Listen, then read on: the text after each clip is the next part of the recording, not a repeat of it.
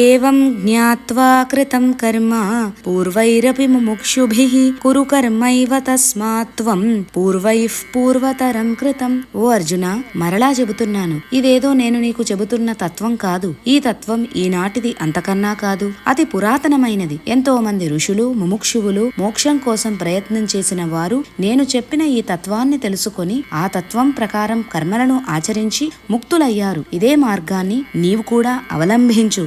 నిష్కామ కర్మ ఆచరించడం వలననే మోక్షమనే భవన నిర్మాణం మొదలవుతుంది. మోక్షం కావాలనుకునేవారు ముందు నిష్కామ కర్మ ఆచరించాలి. నీవు కూడా ఎటువంటి కోరికలు మమతానురాగాలు లేకుండా, ఎటువంటి ఫలితాలను ఆశించకుండా, ఎటువంటి ఆసక్తి లేకుండా నీ స్వధర్మమైన నీ కర్తవ్యమైన యుద్ధం చేసి కీర్తి గడించు. నీ పూర్వీకులు కూడా ఇదే చేశారు. వారు నీలాగా సన్యాసం తీసుకుంటాను అని అనలేదు. వారు రాజ్యపాలన చేశారు, నిష్కామ కర్మలు చేశారు, ఎటువంటి సంఘం లేకుండా కర్మలు చేశారు, ముక్తిని పొందారు.